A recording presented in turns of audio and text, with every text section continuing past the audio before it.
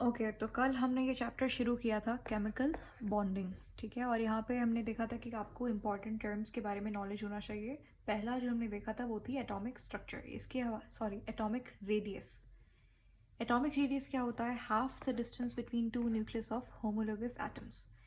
ये हमने डिटेल में कल डिस्कस किया था। इसके ट्रेंड्स क्या होते हैं कि भाई डाउन द ग्रुप जो एटॉमिक रेडियस होता है, एटॉमिक साइज जो होता है वो इंक्रीज होती है, और लेफ़्ट टू राइट डिक्रीज होती है। यानी कि हमारे पास लेफ़्ट साइड पे क्या होता है? मेटल्स होता है, राइट साइड पे नॉन मेटल्स होता है।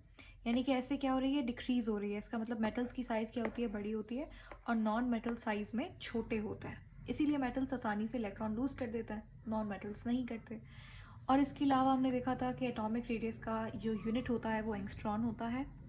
इसके अंदर हमने एक्सेप्शंस कहाँ पे देखी थी? जो थर्ड ग्रुप था, तो डाउन द ग्रुप जो एटॉमिक रेडियस है वो क्या होता है? वो इंक्रीज होता है। तो अगर नॉर्मल ट्रेंड देखें तो बोरॉन का कम है, फिर एल्युमिनियम का उससे ज़्यादा, गैलियम का उससे भी ज़्यादा। लेकिन यहाँ पर एक एक्सेप्शन है, वो क्या है? एल्युमिनियम और गैलियम में जो एल्युमिनियम का रेडियस है वो होना कम चाहिए था गैलियम से, ठीक है, लेकिन एल्युमिनियम का जो रेडियस है वो ज़्यादा होता है गैलियम से because of poor shielding effect.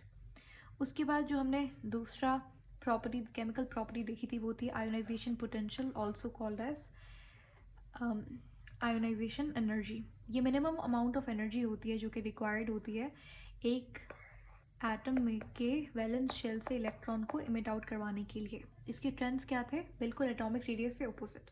Down the group क्या होती है? आयोनाइजेशन पोटेंशियल डिक्रीज होती है, और left to right ionization potential increase होती है।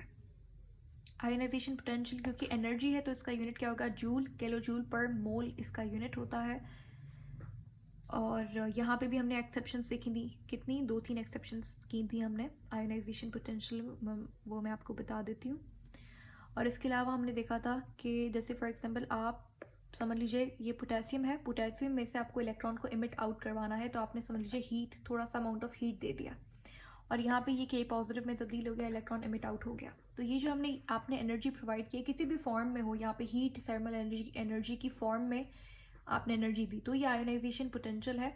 यहाँ पर जो हीट इन्वॉल्व होती है किसी भी रिएक्शन में उसे आप इंथाल्पी कहते हो, और डेल रिप्रेजेंट करता है चेंज इन इंथाल्पी। अब ये या तो ये एनर्जी इवेंट एब्जॉर्ब होती है या तो रिलीज होती है। इस रिएक्शन के अंदर यहाँ पर एनर्जी क्या हो रही है? एब्जॉर्ब हो रही है। जब भी एनर्जी एब्जॉर्ब होगी तो इंथाल्पी हमारे पास पॉजिटिव आती है, ठीक है। और ऐसी रिएक्शन जहाँ पे एनर्जी आपको देनी पड़ रही है तो वो एंडोथर्मिक रिएक्शन होता है, ये एंडोथर्मिक रिएक्शन है। और जहाँ पर एनर्जी रिलीज हो वो एक एक्सोथर्मिक रिएक्शन होता है, इसकी इंथाल्पी क्या होती है? नेगेटिव होती है। ये हमने डिस्कस किया था कल, और यहाँ पर हमने एक्सेप्शंस भी की थी। मैं यहाँ पे दोबारा से आयोनाइजेशन पोटेंशियल की जब आप बात करते हैं तो आपको एक्सेप्शंस देखने को मिलती हैं। जो जनरल ट्रेंड है वो क्या है कि डाउन द ग्रुप हमारे पास आयोनाइजेशन पोटेंशियल क्या होता है?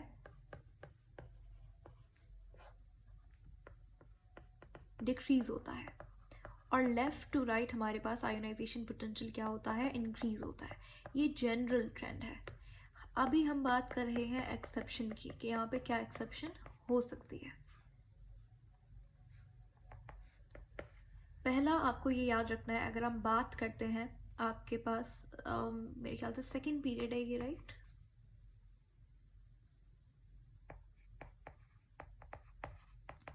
सेकंड पीरियड कैसे होता है? जैसे अगर हम बात करें सेकंड ग्रुप में हमारे पास बेरिलियम है, फिर उसके बाद बोरॉन, कार्बन, ये थर्ड ग्रुप है, ये फोर्थ ग्रुप का एलिमेंट है पहला, और ये फिफ्थ ग्रुप में पहला कौन सा होता है? फिफ्थ ग्रुप नाइट्रोजन वाली फैमिली होती है, तो नाइट्रोजन आ गया, फिर यहाँ पे ऑक्सीजन है, सही है, और यहाँ पे फ्लोरीन। अब हमने देखा कि जो जनरल ट्रेंड है आयोनाइजेशन पोटेंशियल का वो क्या है? Left to right general trend क्या है? इंक्रीज हो रहा है आयोनाइजेशन पोटेंशियल। इंक्रीज हो रहा है का मतलब क्या है कि जो बेरिलियम की आयोनाइजेशन पोटेंशियल है वो बोरॉन से क्या है? कम है। फिर बोरॉन, अब देखो यहाँ पे हमारे पास क्या हो रही है, इन यहाँ पे मैं लिख देती हूँ आयोनाइजेशन पोटेंशियल IB जो है वो इंक्रीज हो रही है। इसका मतलब फ्लोरीन की सबसे ज़्यादा आयोनाइजेशन पोटेंशियल है। इस ट्रेंड को अगर हम फॉलो करें तो ये सिंपल सा ट्रेंड है कि बेरिलियम की कम है बोरॉन से, बोरॉन की कम है कार्बन से, कार्बन की कम है नाइट्रोजन से, नाइट्रोजन की कम है ऑक्सीजन से, ऑक्सीजन की कम है फ्लोरीन से। इसी का आप उल्टा कह दो कि अच्छा ये फ्लोरीन की सबसे ज़्यादा है, फिर फ्लोरीन से कम है ऑक्सीजन की, ऑक्सीजन से कम है नाइट्रोजन की, इस तरीके से। तो ये हमारे पास जनरल ट्रेंड को फॉलो करके ये हो गया, लेकिन ऐसा रियलिटी में होता नहीं है, क्योंकि यहाँ पे हम एक्सेप्शन की बात कर रहे हैं। ये क्वेश्चन आपको एक्सेप्शन से आता है, सही है। तो यहाँ पे एक्सेप्शन क्या है, बेरिलियम की होनी कम चाहिए थी बोरॉन से according to the general trend of ionization potential, लेकिन होता क्या है कि यहाँ पर एक्सेप्शन आती है और जो बेरिलियम की आयोनाइजेशन पोटेंशियल है वो ज़्यादा होती है बोरॉन से। एक ये और एक यहाँ पर नाइट्रोजन और ऑक्सीजन में भी ऐसा ही होता है कि नाइट्रोजन की कम होनी चाहिए थी ऑक्सीजन से, लेकिन नाइट्रोजन की आयोनाइजेशन पोटेंशियल क्या होती है, ज़्यादा होती है। बेरिलियम की बोरॉन से ज़्यादा क्यों होती है, क्योंकि देखो आयोनाइजेशन पोटेंशियल ज़्यादा है, यानी कि इसके वैलेंस शेल से इलेक्ट्रॉन निकालना मुश्किल है एज़ कम्पेयर टू बोरॉन। अब ऐसा क्यों है, क्योंकि बेरिलियम की साइज़ जो होती है ना वो बहुत छोटी होती है as compare to other metals, जैसे सोडियम, पोटेशियम वगैरह हो गए, मैग्नीशियम।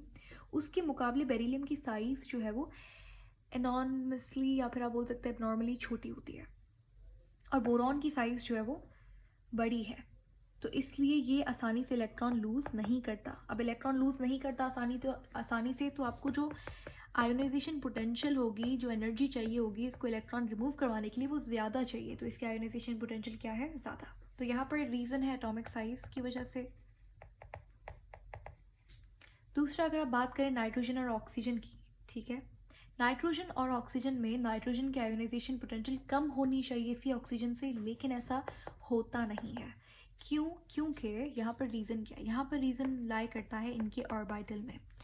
जो आप इस नाइट्रोजन के बैठकर नाइट्रोजन की इलेक्ट्रॉनिक कॉन्फ़िगरेशन करके देखो, इसका जो लास्ट वाला जो ऑर्बिटल है वो होता है 2p3। मैं यहाँ पर नहीं करवा रही क्योंकि लास्ट चैप्टर में हमने देखा है इलेक्ट्रॉनिक कॉन्फ़िगरेशन कैसे करते हैं, तो आप आसानी से, कितने इलेक्ट्रॉन्स होते हैं 7, तो बहुत आसानी से इसकी इलेक्ट्रॉनिक कॉन्फ़िगरेशन खुद से कर सकते हो, प्रैक्टिस भी हो जाएगी।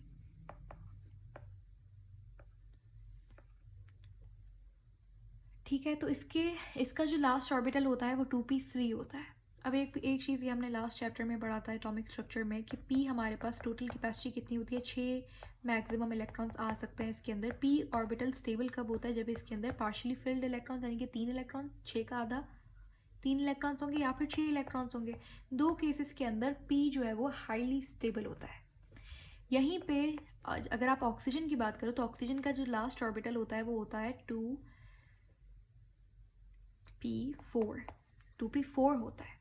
अब 2p4 है, इसका मतलब ये ना तो ये 6 है ना तो 3 है, यानी कि 4 ये इतना स्टेबल नहीं होता।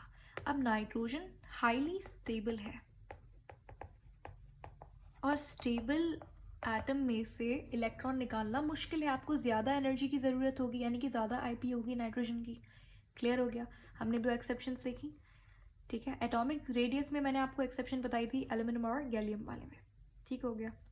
यहाँ पर मैंने अभी तक आपको 2 एक्सेप्शंस बताई हैं आईपी वाले केस के अंदर, एक बेरिलियम और बोरॉन में और दूसरा नाइट्रोजन और ऑक्सीजन में, रीजंस भी बता दिए। अब 1-2 और हैं वो आपको याद रखनी होंगी, कौन सी 2-3 और एक्सेप्शंस हैं।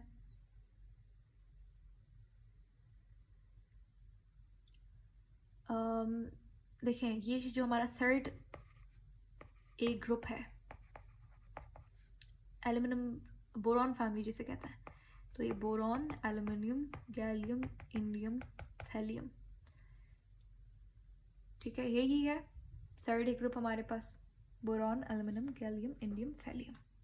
अब यहाँ पर हमारे पास हमें पता है जनरल ट्रेंड क्या होता है आयोनाइजेशन पोटेंशियल का, कि डाउन द ग्रुप जो हमारे पास आयोनाइजेशन पोटेंशियल होती है वो क्या होती है, डिक्रीज़ होती है। इसका मतलब क्या है कि बोरॉन की सबसे ज़्यादा, एल्यूमिनियम की फिर उससे कम, गैलियम की उससे भी कम, इंडियम की बहुत कम और थैलियम की सबसे कम, क्योंकि डाउन द ग्रुप डिक्रीज़ हो रही है ना, तो यहाँ पर सबसे ज़्यादा किसकी है, बोरॉन की। अगर इसी चीज़ को मैं इस तरीके से लिख दूँ ज़्यादा आसानी होगी समझने में। इसमें ट्रेंड क्या होना चाहिए था, ट्रेंड ये होना चाहिए था, अच्छा बोरॉन है तो बोरॉन की एल्यूमिनियम से ज़्यादा है आईपी, एल्यूमिनियम की गैलियम से ज़्यादा है आईपी, गैलियम की इंडियम से ज़्यादा, इंडियम की थैलियम से ज़्यादा है। ये जनरल ट्रेंड है आईपी का, लेकिन ऐसा होता नहीं है, यहाँ पर एक्सेप्शन है। एक्सेप्शन क्या है कि जो एल्यूमिनियम और गैलियम में एक्सेप्शन होती है क्या, कि एल्यूमिनियम की जो आईपी है वो गैलियम से ज़्यादा होनी चाहिए थी, लेकिन ऐसा होता नहीं है। जो गैलियम की आईपी होती है वो ज़्यादा होती है एल्युमिनियम से। ठीक है, ये आप ये याद कर लीजिए। थर्ड ए ग्रुप बड़ा ही एबनॉर्मल सा ग्रुप है, बहुत सारे एक्सेप्शंस आपको देखने को मिलती हैं। यहाँ पे भी ऐसे ही होता है। इंडियम की जो आईपी है वो ज़्यादा होनी चाहिए थी थैलियम से, लेकिन थैलियम की आईपी ज़्यादा होती है इंडियम से। ये दो एक्सेप्शंस हैं। ठीक है, तो ये एक्सेप्शन थर्ड हो गई, ये चौथी हो गई। 4 एक्सेप्शंस मैंने आपको बता दी और ये इंपॉर्टेंट है, आपको याद करनी होंगी, याद रखनी होंगी। ठीक है, थर्ड ही वाला तो आसान है, क्योंकि यहाँ पर एल्युमिनियम गैलियम और इंडियम थैलियम। ये एल्युमिनियम और गैलियम में तो आपने एटॉमिक रेडियस में भी एक्सेप्शन देखी थी इनमें, कि down the group atomic radius क्या होता है, इंक्रीज होता है। लेकिन गैलियम का जो एटॉमिक रेडियस है वो ज़्यादा होना चाहिए था एल्युमिनियम से, राइट। डाउन द ग्रुप हमारे पास एटॉमिक रेडियस क्या हो रहा था, इंक्रीज हो रहा था। कि गैलियम का जो एटॉमिक रेडियस है वो ज़्यादा होना चाहिए था एल्युमिनियम से, लेकिन ऐसा होता नहीं है। एल्युमिनियम का एबनॉर्मली एटॉमिक रेडियस ज़्यादा होता है गैलियम से। तो ये तो थर्ड ए ग्रुप में आपने एटॉमिक रेडियस वाली एक्सेप्शन भी देखी थी। और आईपी में मैंने अभी तक आपको 4 एक्सेप्शंस बताई हैं, एक सेकेंड पीरियड में बेरिलियम और बोरॉन की, नाइट्रोजन ऑक्सीजन की, और यहाँ पर थर्ड ए ग्रुप में ये इन दोनों की, एल्युमिनियम गैलियम की और इंडियम थैलियम की। सही हो गया। हमारा ये सारा रिवीजन था, जिसमें मैंने आपको 2 आज न्यू एक्सेप्शंस बताई हैं अभी तक। नेक्स्ट हमारा जो टॉपिक जो हम पढ़ने जा रहे हैं वो क्या है,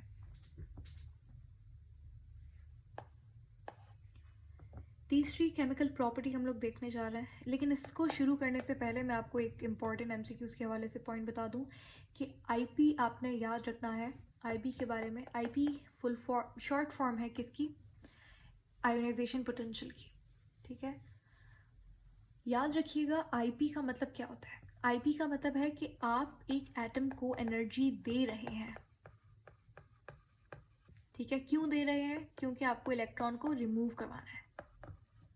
ठीक है, इलेक्ट्रॉन को रिमूव करवाना है, तभी आप क्या कर रहे हैं, एनर्जी दे रहे हैं उस एटम को, ताकि इलेक्ट्रॉन एमिट आउट हो जाए। और ये जो अमाउंट ऑफ एनर्जी है यही कहलाती है आईपी।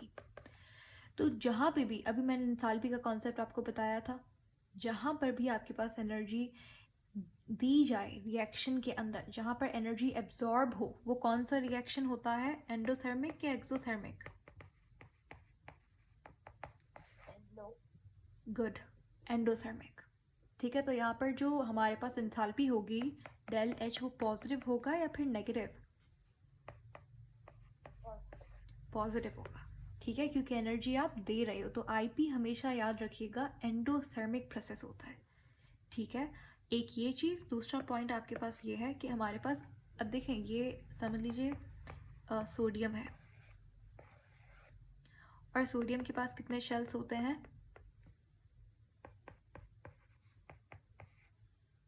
एटॉमिक नंबर क्या होता है, 11 होता है इसका।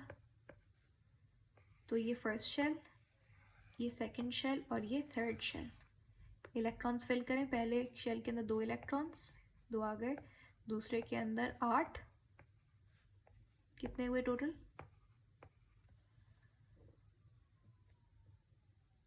10 हो गए। एक अभी भी रहता है इलेक्ट्रॉन, तो वो लास्ट शेल में चला जाता है।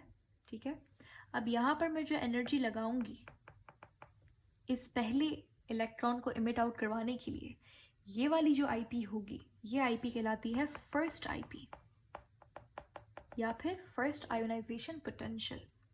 ठीक है, जो पहले इलेक्ट्रॉन को इमिट करवाए वो होती है आपकी फर्स्ट आयोनाइजेशन पोटेंशियल या फिर फर्स्ट आईपी। अब मैं चाहती हूँ कि भाई ये वाला इलेक्ट्रॉन मुझे निकालना है। इस वाले इलेक्ट्रॉन को रिमूव करवाने के लिए जो मैं एनर्जी लगाऊंगी, देखिए ये वाला निकल गया, पहले ये वाला निकलेगा। अब समझ लें,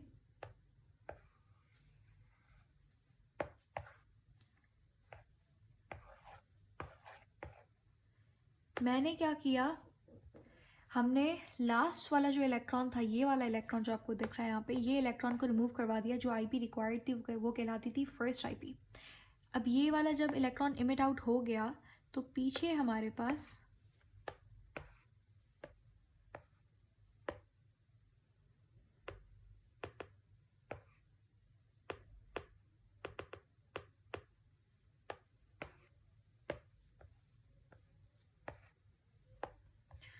ओके, चलें दोबारा से समझते हैं। ये सोडियम है, सोडियम के पास कितने इलेक्ट्रॉन्स होते हैं? 11 इलेक्ट्रॉन्स होते हैं। इसके लास्ट शेल में 1 इलेक्ट्रॉन था, मैंने जो एनर्जी लगाई इसका लास्ट इलेक्ट्रॉन इमिट आउट करवाने के लिए, तो ये कहलाएगी फर्स्ट आईपी। भाई पहला इलेक्ट्रॉन था, रिमूव करवाने के लिए एनर्जी लगाई, इसको बोलेंगे फर्स्ट आयोनाइजेशन पोटेंशियल। अब ये कुछ एटम जो है वो ऐसा सा हो गया, ठीक है, स्टेबल है, हाईली स्टेबल है, सही है, 8 इलेक्ट्रॉन इसके लास्ट शेल में है। अब मुझे ये वाला इलेक्ट्रॉन भी रिमूव करवाना है, तो इसके लिए मैं क्या करती हूँ, यहाँ पे एनर्जी प्रोवाइड करती हूँ। ये जो एनर्जी हमने प्रोवाइड की है ये कहलाएगी क्या? सेकंड आयोनाइजेशन पोटेंशियल या फिर सेकंड आईपी, ठीक है, सेकंड आईपी कहलाती है ये। अब क्वेश्चन क्या आएगा? क्वेश्चन ये आता है कि जो सेकंड आईपी होती है वो हमेशा ज़्यादा होगी, कम होगी? फर्स्ट आईपी से ज़्यादा होगी, कम होगी? सेकंड आईपी, अब देखिए एक इलेक्ट्रॉन आपने निकाल दिया, दूसरा इलेक्ट्रॉन आप निकाल रहे हैं, तो ऑफकोर्स ये तो बड़ा स्टेबल था, ठीक है, और इसमें से इलेक्ट्रॉन निकालना मुश्किल है, बहुत मुश्किल है, क्योंकि न्यूक्लियर फोर्स इस इलेक्ट्रॉन के ऊपर ज़्यादा है as compare to this electron. तो इसीलिए हमेशा जो सेकंड टाइम जब आप इलेक्ट्रॉन को निकालते हैं, जो सेकंड आईपी होती है वो हमेशा ज़्यादा होती है फर्स्ट आईपी से, is always more than the first IP. तो ये हमारे पास आयोनाइजेशन पोटेंशियल का टॉपिक ख़त्म हो गया। अब हमारे पास जो थर्ड केमिकल प्रॉपर्टी जो हम पढ़ेंगे वो है इलेक्ट्रॉन एफिनिटी।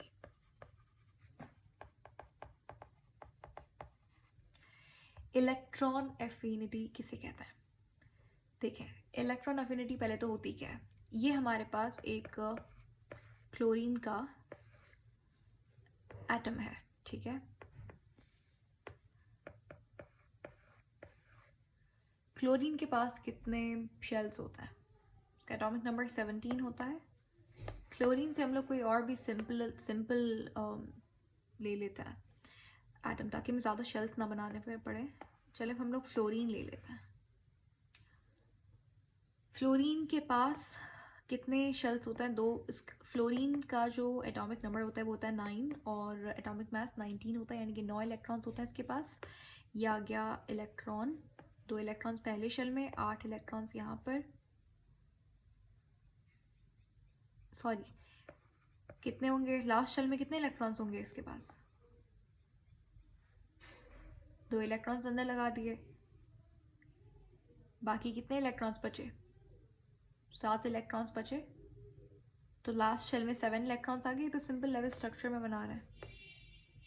तो फ्लोरीन को एक इलेक्ट्रॉन की ज़रूरत है, ठीक है, फ्लोरीन को एक इलेक्ट्रॉन की ज़रूरत है। अब समझ लीजिए यहाँ पर हमारे पास दूसरा, यहाँ पर हमारे पास एक इलेक्ट्रॉन पड़ा हुआ है। ये इलेक्ट्रॉन जब ये फ्लोरीन के पास जाएगा तो अब ये फ्लोरीन क्या हो गया? हाईली स्टेबल हो गया। फ्लोरीन तो बहुत खुश हो गया, भाई उसका ऑक्टेट कंप्लीट हो गया, हाईली स्टेबल हो गया, क्या चाहिए और उसे? ज़िंदगी में हर चीज़ उसे मिल गई, ठीक है। इलेक्ट्रॉन एफिनिटी क्या होती है? जब भी आप एक इलेक्ट्रॉन एंटर करता है किसी भी एटम के वैलेंस शेल के अंदर, दोबारा से सुनो, कभी भी एक इलेक्ट्रॉन जब एंटर करता है किसी भी एटम के वैलेंस शेल में, तो यहाँ पर कुछ ना कुछ एनर्जी इमिट होती है, थोड़ी बहुत एनर्जी निकलती है। ये जो एनर्जी रिलीज होगी, इस एनर्जी को हम कहते हैं इलेक्ट्रॉन एफिनिटी। अब मैं डेफिनेशन लिखवा दूंगी, लेकिन पहले मुझे बताओ कि यहाँ पर हमारे पास क्या हो रहा है? इलेक्ट्रॉन एफिनिटी, यहाँ पर एनर्जी रिलीज हो रही है। जैसे आयोनाइजेशन पोटेंशियल में एनर्जी क्या होती थी? एब्जॉर्ब होती थी, वो एंडोथर्मिक प्रोसेस था। तो इलेक्ट्रॉन एफिनिटी क्या है? एंडोथर्मिक या एक्सोथर्मिक?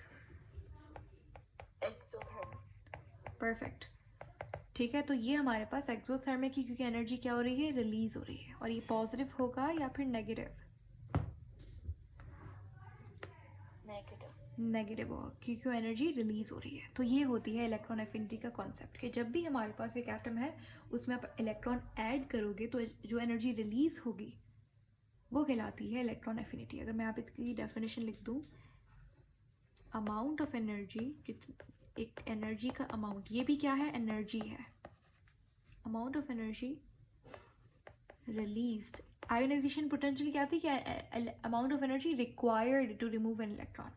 ये क्या है? Amount of energy released. कब रिलीज होगी? जब व्हेन एन इलेक्ट्रॉन, जब एक इलेक्ट्रॉन एंटर करता है, is entered in the valence shell, जब एक इलेक्ट्रॉन एंटर करता है एक एटम के वैलेंस शेल में, ठीक है, तो ये कहलाती है इलेक्ट्रॉन एफिनिटी। कॉन्सेप्ट पढ़ लिया। अब हम आते हैं इसके ट्रेंड्स पे, ठीक है, और जो भी एमसीक्यूज के हवाले से पॉइंट्स होंगे that I will mention as well. अब हम ट्रेंड्स की बात करते हैं। ट्रेंड बिल्कुल सेम है जैसे आयोनाइजेशन पोटेंशियल का था। तो down the group ionisation potential का सेम ट्रेंड है। डाउन द ग्रुप क्या है? डिक्रीज होगा, इंक्रीज होगा?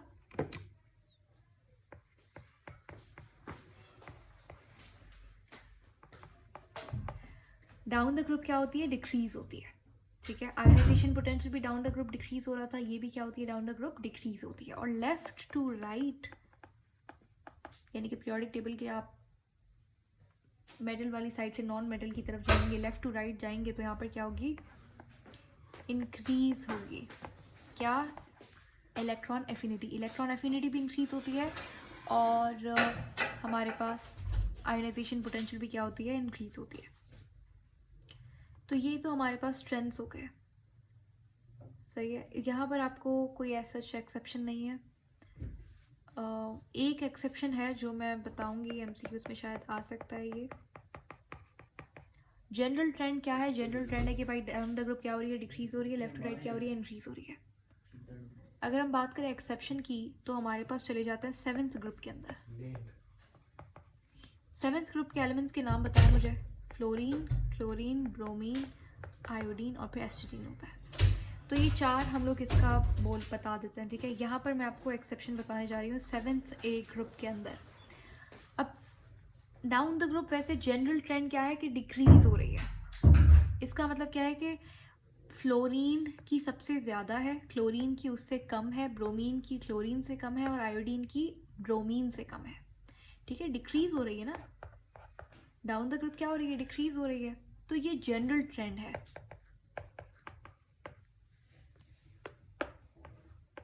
होना क्या चाहिए था? फ्लोरीन की सबसे ज़्यादा, क्लोरीन की, ये जनरल ट्रेंड होना चाहिए था, लेकिन ऐसा होता नहीं है। ऐसा होता नहीं है। कहाँ पर ऐसा नहीं होता? क्लोरीन और फ्लोरीन में ऐसा नहीं होता, ठीक है। यानी कि फ्लोरीन की ज़्यादा होनी चाहिए थी क्लोरीन के मुकाबले, लेकिन क्लोरीन की इलेक्ट्रॉन एफिनिटी ज़्यादा होती है फ्लोरीन से। ये राइट ट्रेंड है, ठीक है। ये एक्सेप्शन है। असल में होना क्या चाहिए था? फ्लोरीन की ज़्यादा होनी चाहिए थी क्लोरीन से, लेकिन यहाँ पर क्लोरीन की ज़्यादा होती है फ्लोरीन से। इसके पीछे रीज़न क्या है? भाई फ्लोरीन का बहुत छोटा साइज़ होता है। रीज़न क्या है? रीज़न ये है कि फ्लोरीन का साइज़ बहुत छोटा होता है। क्योंकि इसका साइज़ छोटा होता है तो इसलिए हमारे पास जो एनर्जी रिलीज़ होती है इलेक्ट्रॉन के अटैच होने से, तो वो